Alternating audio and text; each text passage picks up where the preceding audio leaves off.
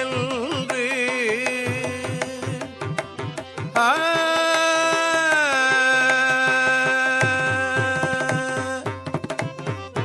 கடுது தன் பிள்ளையை காளி என்று பேரிட்டு சீருடை தாய் வளர்த்து கடுது தன் பிள்ளையை காளி என்று பேரிட்டு சீருடை தாய் வளர்த்து புழுதி துடைத்து முலை கொடுத்து போயின தாயை வரவு காணாது புழுதி துடைத்து முலை கொடுத்து போயின தாயை வரவு காணாது அழுதுறங்கும் புறங்காட்டில்லாடும்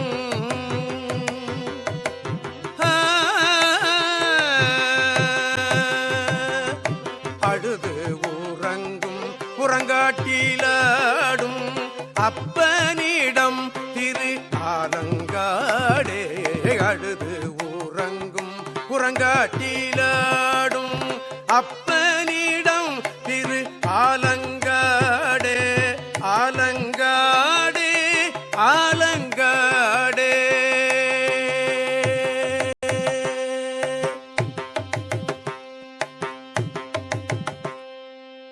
திருச்சிற்றம்பலம்.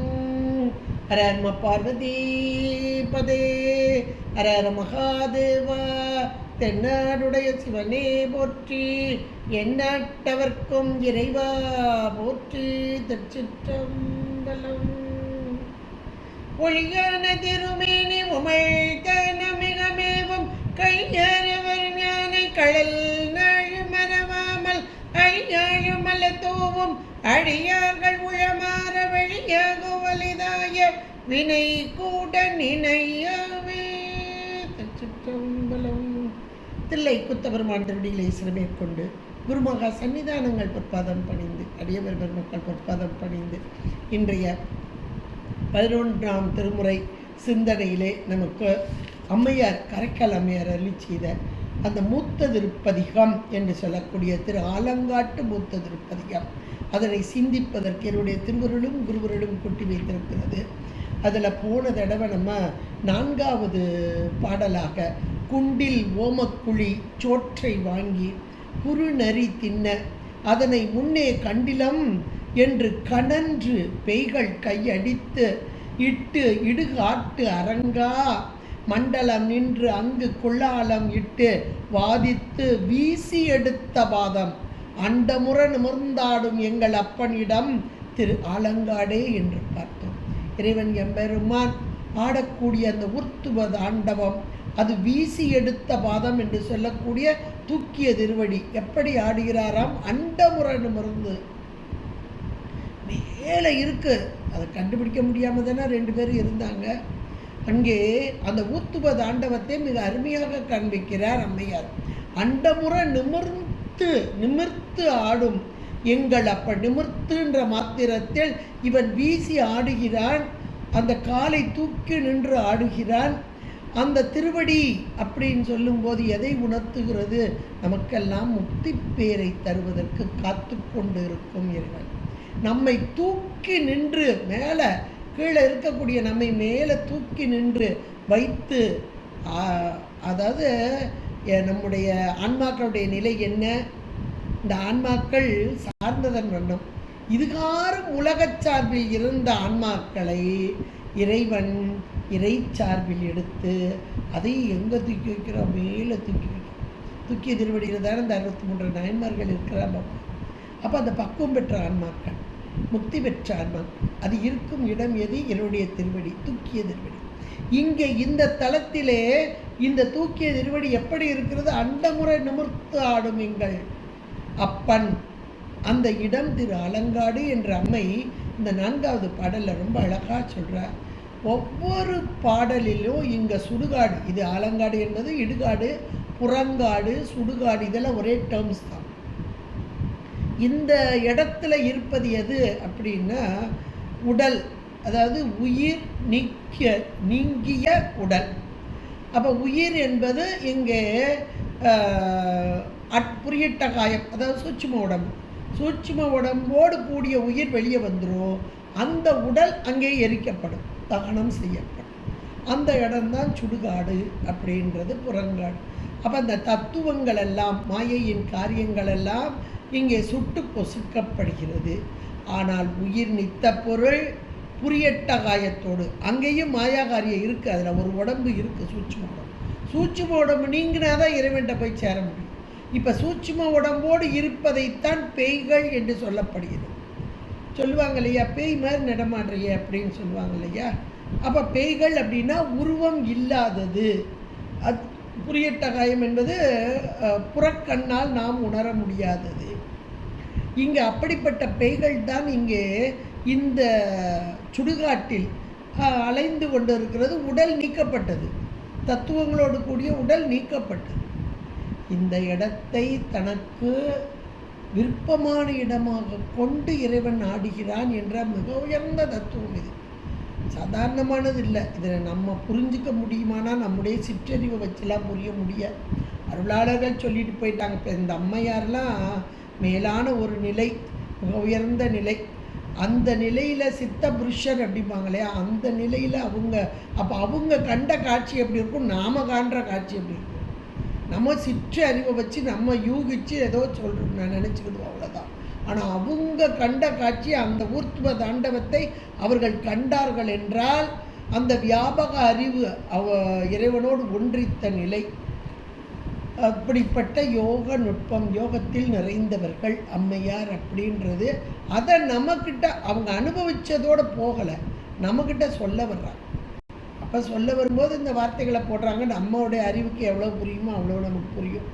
இப்போது இந்த சுடுகாட்டில் இருக்கக்கூடிய பேய்கள் தன்மை, போன பாட்டில் சுடுகாடு எப்படிப்பட்டது, அங்கே என்னெல்லாம் மரங்கள் இருக்குன்னு சொன்னாங்க. அப்புறம் இந்த போன 4வது பாட்டில் இந்த வச்சுட்டு போன சாப்பாடு, அது இப்போ இறந்தவங்களுக்காக கொடுப்பாங்க இல்லையா, அது அந்த இதெல்லாம் அந்த நரிகள் எடுத்து சாப்பிட, ஐயோ நமக்கு கிடைக்கலையே, நமக்கு கிடைக்கலையே, அந்த நரியை பற்றி விட்டுட்டு இதுக்கு கொம்மாளை விட்டுட்டு தான் எடுத்துக்கணும். இது எல்லாம் யாருடைய வேலை அப்படின்னா கொஞ்சம் நம்ம சிந்திச்சு பார்த்தா நம்ம வேலை தான். நாம் இன்றைக்கி அதைத்தானே செஞ்சுருக்கோம். ஐயோ இது எனக்கு வேணும், இது எனக்கு வேணும், ஐயோ அவங்களுக்கு கிடைச்சிட்டியே, நமக்கு கிடைக்கலையே அப்படின்ற அந்த வேலையைத்தான் இங்கே சுடுகாட்டில் இருக்கும் இந்த பேய்கள் நரிகள் இதனுடைய வேலையாக சொல்கிறாங்க அம்மா. நாம் இதை சற்று உணர்ந்து கொண்டோம். கொஞ்சம் இதனுடைய பொருள், ஆழ்ந்த பொருள் இல்லாமல் சும்மா சொல்லிட்டு போக மாட்டாங்க.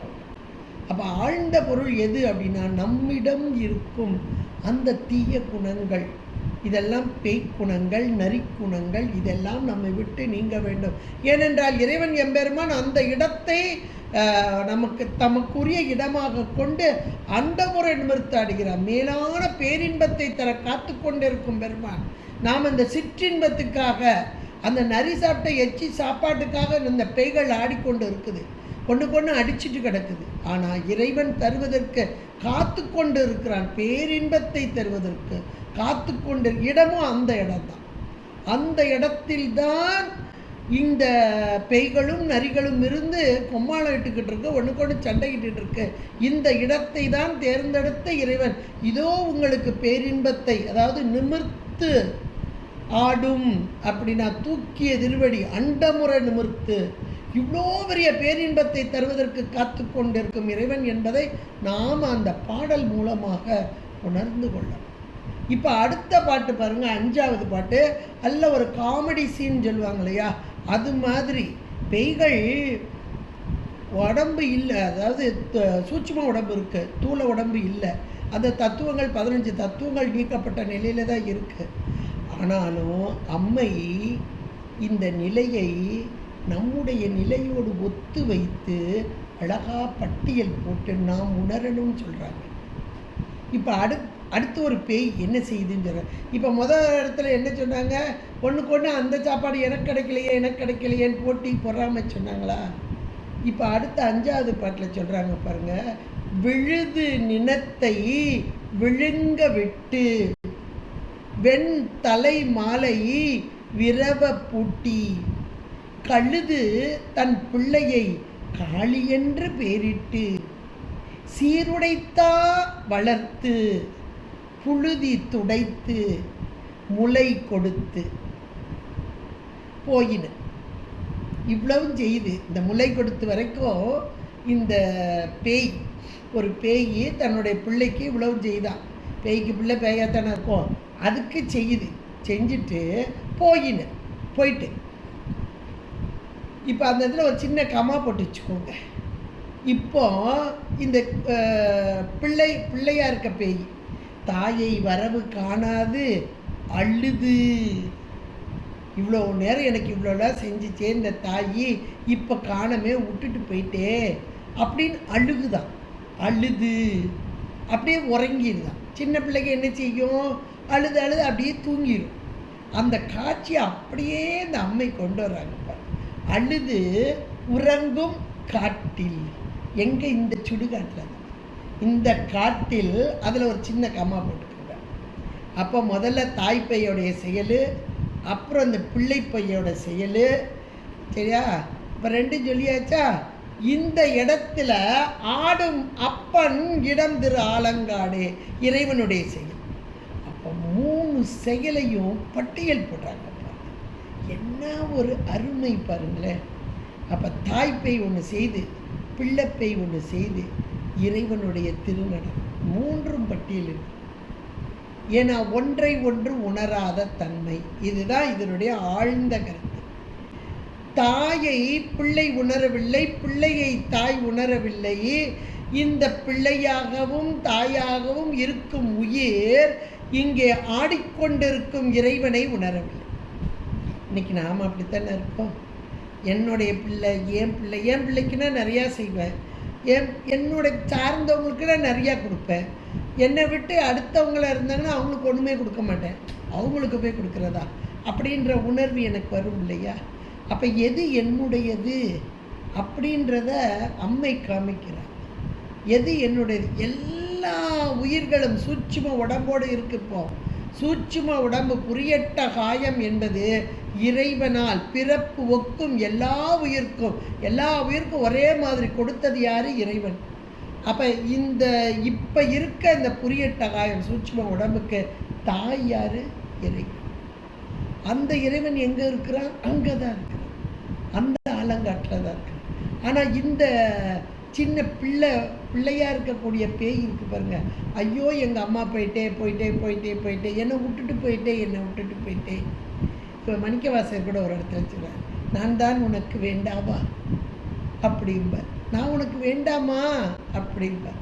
ஆனால் இறைவனை நோக்கி அழுகும் அந்த அழுகை வேற. ஆனால் இந்த பேய்கள் தன் இனமாகிய, அதாவது இந்த உடம்பை நினைச்சு உடம்புக்கு தாய் ஒரு பிறவிக்கு தானே, அழுது அப்படியே உறங்கிப்போம். ஆனால் அங்கே தான் அந்த தாய் இருக்கு. யாரு? இந்த சூட்சும உடம்பை தந்த தாய் எங்கே இருக்க? அங்கே தான் இருக்கு. அதை உணர முடிந்ததா? உணராமைக்கு காரணம் என்ன? நம்முடைய மலம். இதை அவ்வளோ அழகாக அந்த அம்மை நமக்கு பட்டியல் போட்டு சொல்கிறார். இப்போ நாம் உணரணுன்றதுக்கு தான் சொல்கிறார், ஏதோ படிச்சுட்டு போகிறதுக்காக சொல்லலை. நாம் உணரணும். எப்போ உணரணும்? சுடுகாட்டில் போன பிறகு உணர வேண்டாம், இங்கே இருக்கும்போதே உணரணும். இந்த சகல நிலை அப்படின்னு சொல்லக்கூடிய மாயா காரியமாகிய தூள உடம்பு இருக்கும்போதே உள்ளுக்குள்ளே சூட்சும உடம்பு இருக்குது. சூட்சும உடம்பை கொடுத்த இறைவன் யாருக்கு? உயிர்கள், அத்தனை உயிர்களுக்கும், எல்லா உயிர்களுக்கும். அப்போ எல்லா உயிர்களுக்கும் தாய் யார்? இறைவன். அதான் அம்மையே அப்பா, அப்பன் நீ, அம்மை நீ. எல்லா நம்ம அருளாளர்கள் ஏன் சொன்னாங்கன்னா சும்மா சொல்ல, அதனுடைய பொருளை உணர்ந்து சொன்னார். அப்போ இப்போ நமக்கு இருக்கிற சூட்சும உடம்பு உள்ளே இருக்கு, சூட்சும உடம்பு, அப்புறம் அதுக்கு மேலே உள்ள கோட்டிங் தான் மாயா காரியம் வெளியே போகிறது தான் மரணம் என்று சொல்லக்கூடியது. அந்த மரணம் தான் நமக்கு பெருசாக தெரியுது. உண்மையிலேயே மரணம் என்பது அடுத்தடுத்து ஜனனம் வரப்போகுது. மரணம் உண்டே ஜனனம் உண்டு, மேலே அடுத்து ஒரு கோட்டிங் வரப்போகுது. ஆனால் சூட்சும உடம்புக்கு தாயாக இருக்கும் இறைவன், அந்த இறைவனை நாம் உணர்ந்து கொண்டால் மரணம் என்பது கிடையாது. இதைத்தான் இந்த பாட்டு, இந்த 5வது பாட்டு ரொம்ப அழகாக சொல்லுது. இப்போ ஒரு தாய் பேய் இருக்கு பாருங்க, அது என்ன செய்தா, விழுது நினத்தை விழுங்க விட்டு. விழுது நினம்னா நல்ல கொழுப்பு உருண்டை மாதிரி. சாதாரணமாக இந்த இறைச்சி எல்லாம் சாப்பிட்றவங்களுக்கு தெரியும், நல்ல கொழுப்பு அப்படி உருண்டையாக பிடிச்சு எடுத்து வைப்பாங்க. அது அப்படியே ஆயிலாக அப்படி இருக்கும், அது ஒரு மாதிரி விழுன்னு இருக்கும்.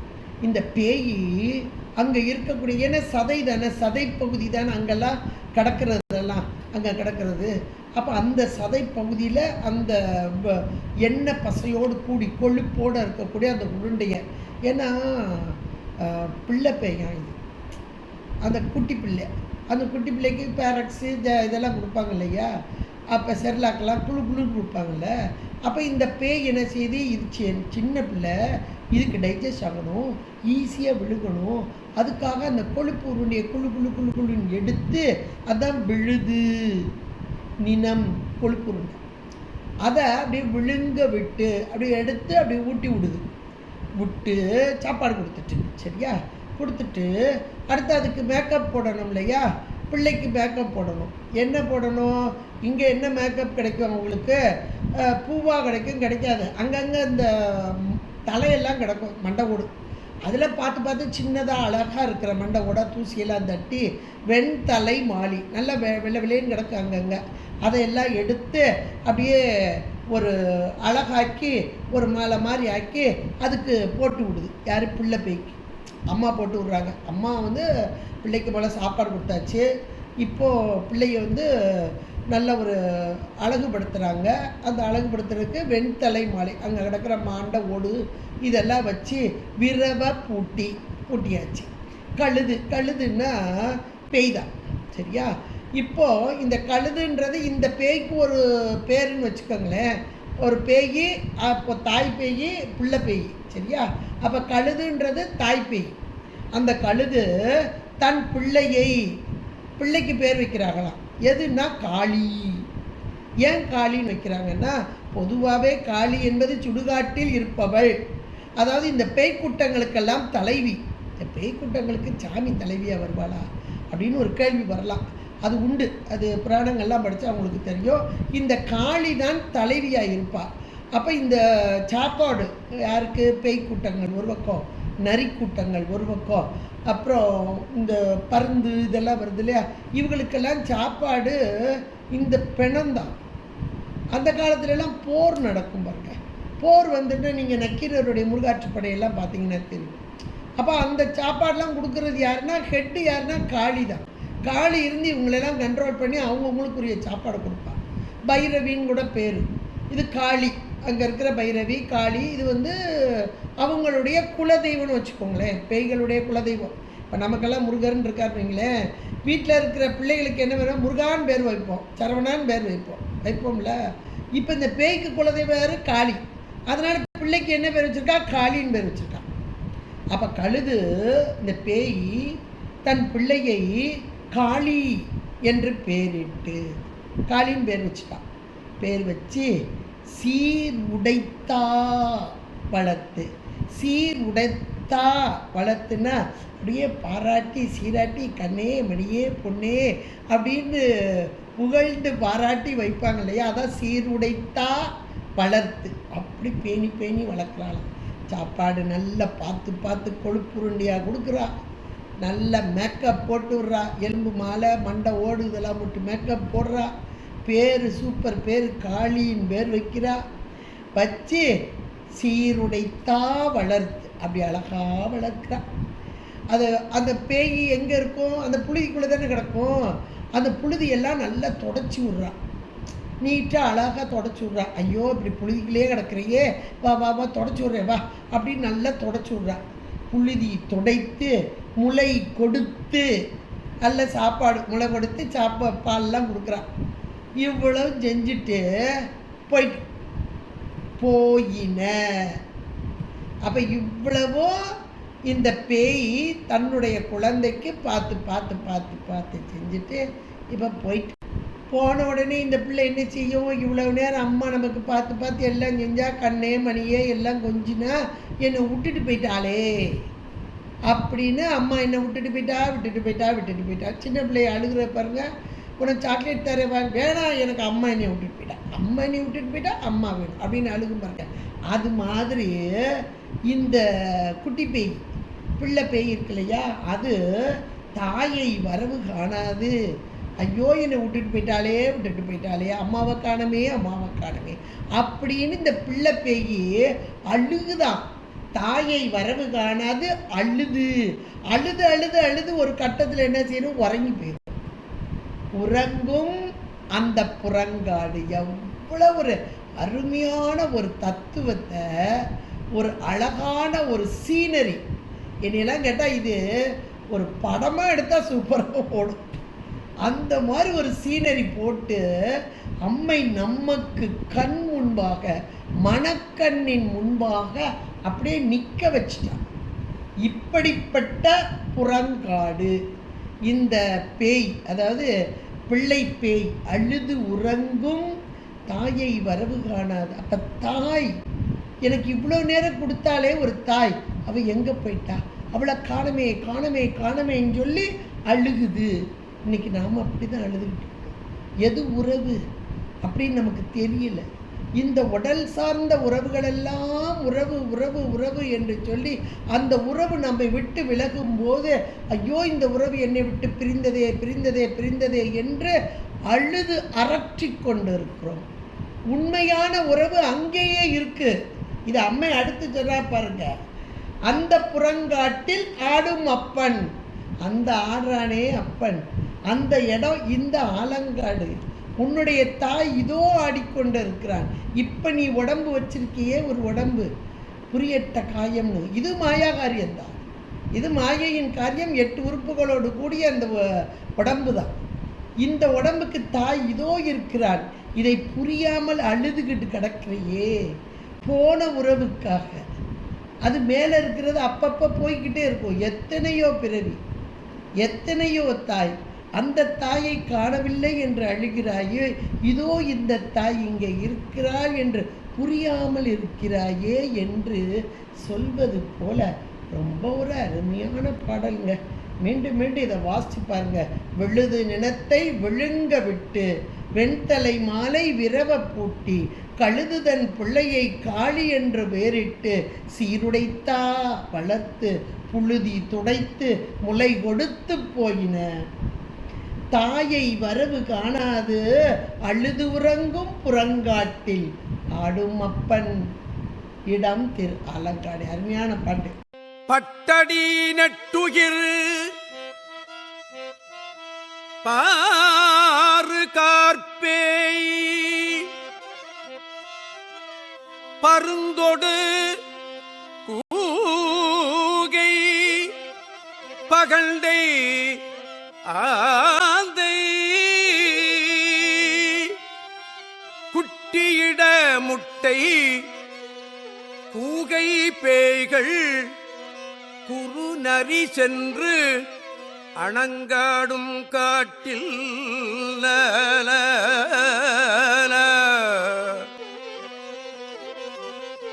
விட்டடித்து புறங்காட்டில் இட்ட பிணத்தினை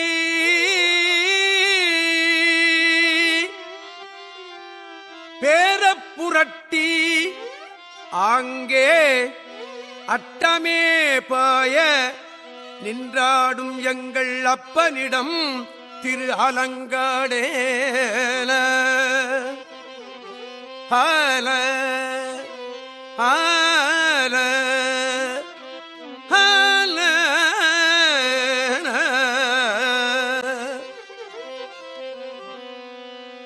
நம்ம பார்த்துருவோம். 6வது பாடல். பட்ட அடி. பட்ட அடி நெட்டு உயிர் பாரு கால். அதை சேர்த்து இருக்கோம், நீங்கள் பிரிச்சுக்கோங்க. நான் போட சொல்கிறேன், அவங்க போடுவாங்க. பட்ட அடி நெட்டு உயிர் பாருக்கார் பேய் பருந்தொடு கூகை பகண்டை ஆந்தை குட்டியிட முட்டை, இந்த முட்டைன்றதை அண்டலே பண்ணிக்கோங்க. கூகை பேய்கள் குறு நரி சென்று அனங்காடு காட்டில் பிட்டு அடித்து புறங்காட்டில் இட்ட பிணத்தினை பேர புரட்டி அங்கே அட்டமே பாய நின்று ஆடும் எங்கள் அப்பன் இடம் திரு ஆலங்காடே. நல்ல ஒரு இப்போ இதே புறங்காடுன்னா சுடுகாட்டில் தான் அங்கே இருக்கிற பேய்கள். இங்கே ஒரு தாய் பேயும் பிள்ளை பேயுமா சொன்னாங்க இல்லையா அம்மா. இப்போ அடுத்தாப்பில் இந்த பேய்கள் நடமாடக்கூடிய இந்த இடத்துல அங்கே நடக்கிற ஒரு அருமையான ஒன்றை சொல்கிறாங்க. இதுவுமே உயர்ந்த தத்துவத்தை கொண்டதாக ஒன்றாக. பட்ட அடி, இப்போ இந்த பேயோடைய வர்ணனையை கொஞ்சம் சொல்கிறாங்க அம்மா. பட்ட அடினா நல்ல அடின பாதம், பட்ட அடினா பெரிய பாதமாக இருக்கும். நீ அந்த பேய்க்கு கால் எப்படி காலே இருக்காதும்பாங்க. ஆனால் இந்த பேய்க்கு பெரிய நீண்ட பாதமாக இருக்கும், நீளமாக இருக்கும். அதில் நெட்டு உயிர், நெட்டு உயிர்னா உயிர்னா நெகம். நெகம் பார்த்தீங்கன்னா அவ்வளோ நீளத்துக்கு நிற்கிதான். நெகம் ரொம்ப பெருசாக வளர்த்தா பேய் மாதிரி நெகத்தை வளர்த்துருக்கு பாரு, அப்படி போகும் இல்லையா. அந்த பேயத்தான் அம்மா இங்கே சொல்கிறாங்க. நெட்டு உயிர், நீளமான நெகம், நீளமான கால், நல்ல பட்ட அடினா நீண்ட பெரிய பாதம். அதில் நெட்டு உயிர் நீளமான நகம் கொண்டு பாரு கார். பாருன்னா பாருதல் அப்படின்னா வற்றி, சதையே இல்லாமல், வற்றி சதையே இல்லாத ஒரு நிலை தானே பேயின்னு சொல்கிறது. இப்போ அம்மையை காரைக்கால் அம்மையாக இருக்கும்போது உடம்பில் இருக்க வனப்பான சதை தான் நீங்கட்டும்னாங்க. அதான் பேய் வடிவம் அப்படின்னு சொல்கிறது. இறைவனை எம்பெருமானை வணங்க வேண்டும், அதற்குரிய பேய் வடிவம் எனக்கு வேண்டும் கேட்டாங்க. உடம்பில் இருக்க அழகான வனப்பான சதை பகுதியெல்லாம் அங்கே உதிர்ந்தது அப்படின்னு. இப்போ இந்த இடத்துல பாரு அப்படின்னா வற்றி சதை பகுதியே இல்லாமல் இருக்கக்கூடிய பாரு கால் பேய். அங்கே பேய் கிடக்கு. இந்த பேய்க்கு தான் இவ்வளவும். பட்ட அடி, நீளமான ஒரு பாதம், அப்புறம் நெட்டு உயிர், நீளமான நகங்கள் கொண்ட அந்த பாரு கால், வற்றி வறண்டு போன கால்களை உடைய அந்த பேய். அந்த பேய்கள் இருக்கக்கூடிய சுடுகாடு. இதில் என்னெல்லாம் இருக்கான்? பருந்தொடு, பருந்துகள் நிறைய இருக்கும். ஏன்னா அங்கே இருக்கிற அந்த தசை பகுதியிலெல்லாம் சாப்பிட்றதுக்காக இருக்கக்கூடிய பறவைகள், அதை பட்டியல் போடுறார். பருந்தொடு, கூகை, இது எல்லாருக்குமே தெரியும். ஆந்தையில் ஒரு வகை தான் கூகை. அதெல்லாம் அங்கே இருக்கிற, அதாவது இந்த சுடுகாட்டில் இருக்கக்கூடிய பறவைகள். பருந்தொடு, கூகை, பகண்டை. பகண்டை என்பது ஒரு வகை பறவை தான். அடுத்த ஆந்தை. இது குட்டியிடன்னு இருக்குது. இந்த குட்டியிடன்ற ஒரு வார்த்தையை குறுநெறி குட்டியிடன்னு வச்சுக்கோங்க. அடுத்த வரியில் குறுநெறின்னு ஒன்று இருக்குது, சரியா? இப்போ இந்த ஆந்தை முட்டை அப்படின்றத இங்கே சேர்த்துக்கலாம். இந்த முட்டைன்றது ஒரு அண்டர்லைன் பண்ண சொன்னேன். ஏன்னா இவையெல்லாம் முட்டையிடக்கூடிய பறவை இனங்கள். கீழே 4வது வரியில் பாருங்கள், குறுநெறி இருக்குது. குறுநெறி குட்டியிட, இதை எல்லாத்தையும் இப்படி சேர்த்து வச்சுக்கலாம். அங்கே என்னெல்லாம் இருக்குது? பறவைகள் இருக்குது, குறுநெறி இருக்குது. ஏன்னா நரி கூட்டம் அநேகமாக இந்த சுடுகாட்டில் தான் இருக்கும். சுடுகாட்டில் உள்ள விட்டுட்டு கிடக்கும். அங்கே இருக்கிற தசை, அந்த பிணங்களுடைய உடலை எடுத்து சாப்பிடுவதற்கு அங்கே இருக்கும். அதைத்தான் இங்கே பட்டியல் போடுறாங்க அம்மா. பருந்தொடு, கூகை, பகண்டை, ஆந்தை, குழு, முட்டை, இதெல்லாம் முட்டையிடக்கூடியது. குறுநெறி குட்டியிட, கூகை பேய்கள் அப்படின்னு இருக்கு. இது கூகை பேய்கள்ன்றது ஒரு வகையான பேய்கள். பேய்கள்ன்றது அது ஒரு வகை தான். கூகை பேய்கள். இந்த குறுநென்றிதை அங்கே கொண்டு போயிருங்க, 3வது வரியில் கொண்டு போயிருங்க. அப்போ கூகை பேய்கள் சென்று அனங்காடு காட்டில். இப்போ இவ்வளவோ பறவைகள், அப்புறம் குறுநரி, அப்புறம் பேய் கூட்டங்கள், கூகை பேய்கள், இவ்வளவுமே இந்த இடத்துல இருக்கிறத அழகாக அம்மா சொல்கிறாங்க. அதில் இந்த பேய்கள்லையும் கூட அந்த பேய்களுடைய பாதங்கள் நீண்டு பெருசாக இருக்கும், அதனுடைய நகங்கள்லாம் நீண்டு இருக்கும், அதனுடைய கால் வற்றி வறண்டு போயிருக்கும். அதையும் இந்த இடத்துல சொல்லி இப்போ 4 வரியில் அந்த காட்டில் இருக்கக்கூடிய பறவைகள், கூகை பேய்கள், குறுநரி, இவ்வளவையும் சொல்கிறாங்க. இதில் முட்டை அப்படின்னு ஒரு வார்த்தை இருக்குது. முட்டையிடக்கூடிய பறவைகள் அப்படின்றது. இப்போ அம்மையார் சொல்கிறது இந்த சுடுகாடு இதில் இருக்கக்கூடிய பேய் கூட்டம், நரி கூட்டம், பறவை கூட்டம் எல்லாம் தான். இது எல்லாம் எதுக்காக உட்காந்துருக்கு? அங்கே இருக்கிற நினத்தை சாப்பிடுவதற்காக, உடம்பை, இறந்த உடம்பை சாப்பிடுவதற்கு, ஒன்றுக்கு ஒன்று போட்டி போட்டு சண்டை போட்டு சாப்பிட்றதுக்கு தான் அங்கே உட்காந்துக்கிடுது. இது எல்லாம் எப்படி இருக்குது அப்படின்னா, சண்டையும் போடுது. சண்டை போட்டதை நம்ம அப்போவே பார்த்தோம். நரி சாப்பிட வரும்போது ஐயோ நான் முதலே பார்க்காம போயிட்டேனே, இப்போ நான் அடித்து விரட்டுற மாதிரி கையை அடித்து கொண்டு வந்ததுன்னு பார்த்தோம். சரியா? அப்போ அங்கே சண்டை, சச்சரவு, போட்டி, பொறாமை இவ்வளவு அங்கே உட்காந்து கிடக்கு. எந்த இடத்துல? அந்த சுடுகாட்டில் உட்காந்துருக்கு. அந்த இடத்துல முட்டை இடுதல் அப்படின்றது மட்டும் இல்லை, முட்டை கூகைப்பைகள். அந்த 3வது வரியில் முட்டை கூகைப்பைகள், முட்டையிடும் பறவைகள் என்றது மாத்திரமல்ல, முட்டாள் இனத்தைச் சேர்ந்த கூகைப்பைகள். பேய்கள் மட்டும் இல்லை, இவை எல்லாமே. குறுநெறி கொஞ்சம் அறிவு இருக்கும். ஆனால் அந்த அறிவு எப்படி இருக்கும்னா, தனக்கு மட்டும் வேணும், யாரும் எடுத்துடக்கூடாது. அதை நரித்தனம் சொல்லுவாங்க இல்லையா, அந்த மாதிரி இருக்கும். இந்த பேய்கள் அவ்வளோலாம் அறிவு இருக்காது, ஆனால் வேணும் எனக்கு அப்படின்னு நினைக்குமா. இந்த முட்டைன்ற வார்த்தை முட்டாள் அப்படின்ற ஒரு வார்த்தை. இதை ஞானசம்பந்த பெருமான் தில்லையில் பாடிய கற்றாங்கு எரியோம்பி அப்படின்ற ஆரம்பிக்கக்கூடிய அந்த பதிகம், அதில் பட்டை துவராடை படிமம் கொண்டாடும் முட்டை கட்டுரை, முட்டை கட்டு, முட்டாள்தனமான பேச்சு அப்படிம்பாங்க இல்லையா, அதை சொல்கிறாரு அங்கே. முட்டை கட்டுரை மொழிவை கேளாதே அப்படிம்பார்.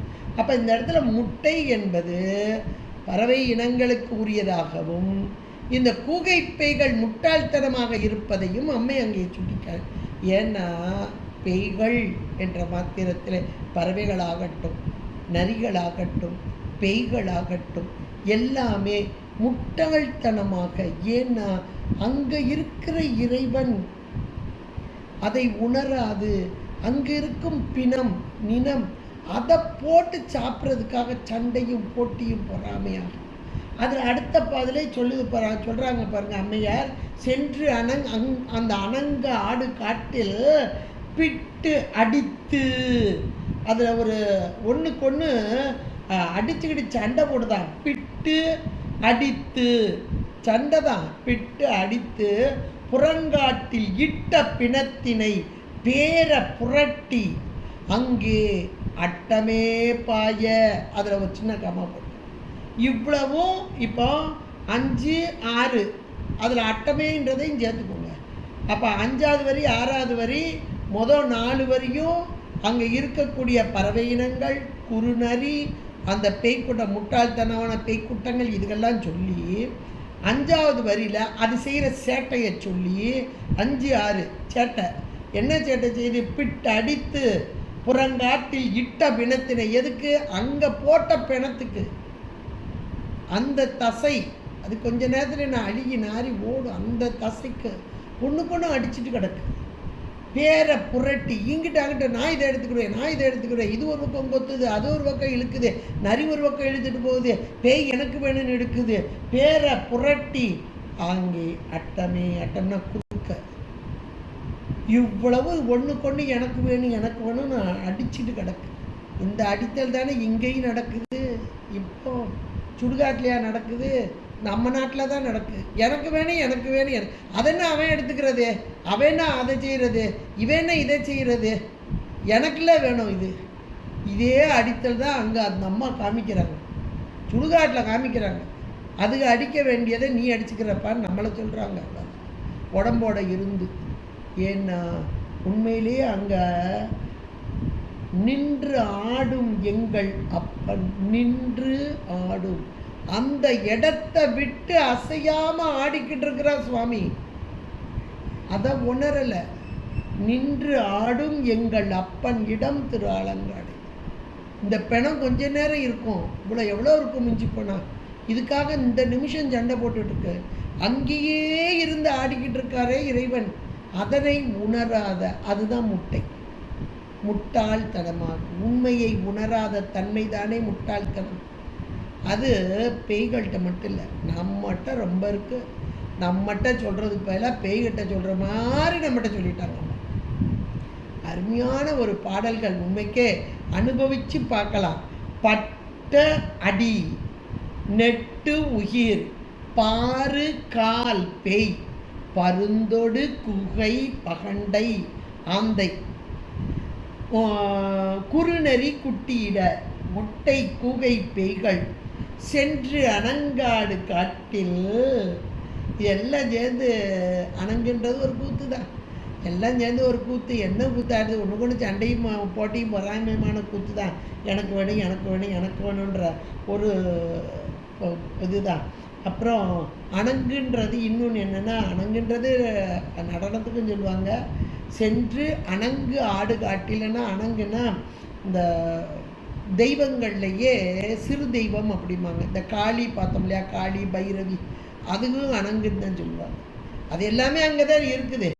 அந்த காட்டில் பிட்டு அடித்து ஒன்று பாஞ்சு அடித்து புறங்காட்டில் இட்ட பிணத்தினை பேர புரட்டி அங்கே அட்டமேன குறுக்கா இங்கிட்டு போது இப்படி இருக்கிற அந்த இடத்துல நின்று ஆடும் எங்கள் அப்பன் இடம் திரு ஆலங்காடே.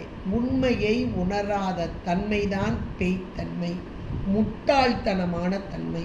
அந்த முட்டை கூகை பேய்களை போன்று நாம் இன்றைக்கு இருந்து கொண்டிருக்கிறோம். ஏனென்றால் நின்றாடும் பெருமானாக நம்முடைய உயிரின் அறிவிலே இங்கே நின்றாடும் பெருமான் எனக்குள்ளே இருந்து ஆடுகிறான் என்பதை உணராமல் எதையோ தேடி தேடி தேடி போய்கொண்டிருக்கிறோம். இப்படி பேய்களாக, இப்படி பறவை கூட்டங்களாக, நரிக்கூட்டங்களாக இல்லாமல் உண்மையிலேயே உண்மையை உணர்வும் மெய் அறிவு உடையவர்களாக இறைவன் எம்பெருமான் எங்கே இருக்கிறான் என்றால் எனக்குள்ளே நின்றாடும் பெருமான் என்பதை அம்மை இந்த 6வது பாடல் மூலமாக நமக்கு உணர்த்துகிறார்கள். அருமையான 5வது பாடலும் 6வது பாடலும் மீண்டும் ஒரு தடவை அப்படியே இதை கேட்டுட்டு அதை பிரித்து எழுதிக்கோங்க. எழுதி ஒவ்வொருடைய பொருளையும் உணர்ந்து நல்லா ஒரு நினச்சி சிந்திச்சு பார்த்து சந்தோஷம் ஒரு பக்கம். ஆஹா, இப்படித்தானே நம்ம இருக்கோம் அப்படி நம்முடைய நிலையெல்லாம் நாம் உணர்வதற்காக அம்மையார் நம் பொருட்டு தந்த இந்த அருமையான பதிகம் என்பதை நாம் உணர்ந்து விட்டாலே இறைவனை உணர்ந்துருவோம். நம்ம உணர்ந்தாலே இறைவனை உணர்ந்துடலாம் இல்லையா? அதை இறைவன் தான் நமக்கு அருள் பாலிக்க வேண்டும். அவன் அருள் தான் நமக்கு இதையெல்லாம் உணர்த்தும். அவன் அருள் இல்லாமல் நம்ம அறிவு கொண்டு அவனை உணர முடியாது. இதை உணர்ந்து கொள்வோம் என்று கூறிக்கொண்டு விடைபெறுகிறேன். நன்றி, வணக்கம். திருச்சிற்றம்பலம். ஹர பார்வதி பதே ஹர மகாதேவ. தென்னாடுடைய சிவனே போற்றி, எண்ணற்றவர்க்கும் இறைவா போற்றி. திருச்சிற்றம்பலம். திருச்சிற்றம்பலம். நம பார்வதி பதயே. ஹர ஹர மகாதேவா. தென்னாடுடைய சிவனே போற்றி, எந்நாட்டவர்க்கும்